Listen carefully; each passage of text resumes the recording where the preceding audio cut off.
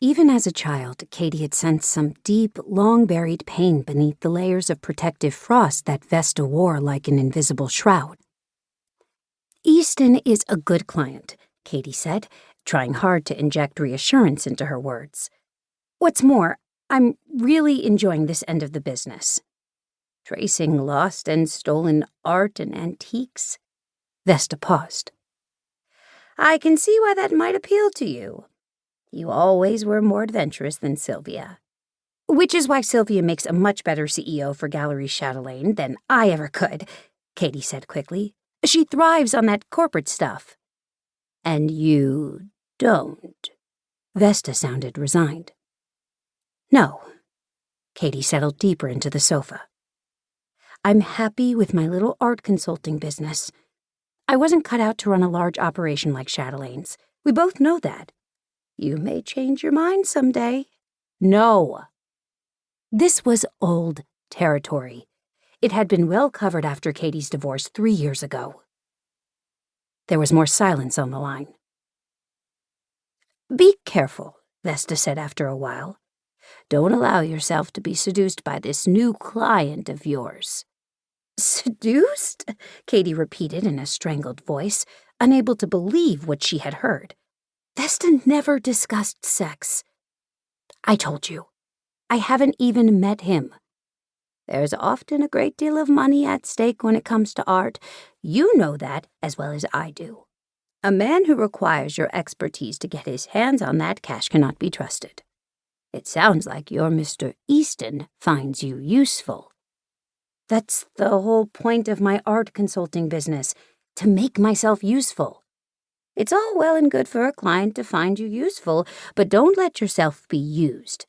There's a difference." "Good grief, Aunt Vesta. It's not like I'm having a red-hot affair with the man." "Unfortunately," she added to herself. "Yes, well, that's enough on the subject of Mack Easton. I didn't call just to discuss him," Vesta said. "Good. I also wanted you to know that I'm having second thoughts about the wisdom of a merger with Austri Post."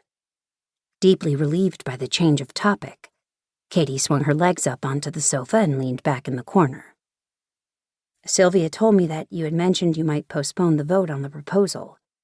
"I haven't made a final decision yet, but I will soon." Vesta paused. "I just thought you should know."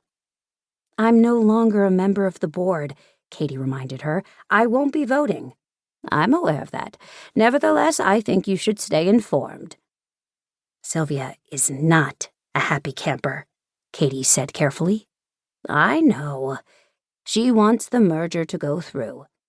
"She's got a vision for the gallery, Aunt Vesta." "Yes." "It's a great vision, one that will make Gallery Chatelaine even more important in the art world than it is already."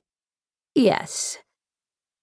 There was something in Vesta's voice that told Cady there was more to the story, but she knew her aunt well enough to know that there was no point pushing for an explanation. Besides, this was Sylvia's problem. "Did you go out tonight?" Vesta asked. Another change of subject. Interesting. "I went to the preview of the Kenner collection," Cady said. "Oh, yes, that's right. I remember that you mentioned it. I expect that it was well attended. The sharks of the art world have been circling for years, waiting for Anna Kenner to expire. Her collection of 18th and 19th century decorative arts is one of the finest in the country." "Well, the good news is that Mrs. Kenner managed to outlive several of the sharks. She was 97 when she died."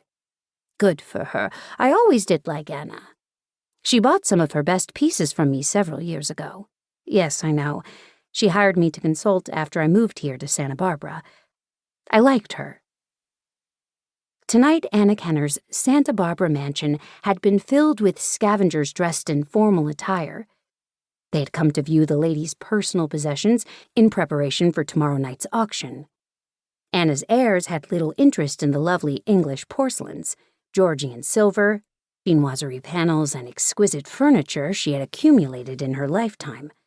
They were anxious to convert her worldly goods into cash as quickly and profitably as possible. The denizens of the art world had been equally eager to help them accomplish that goal.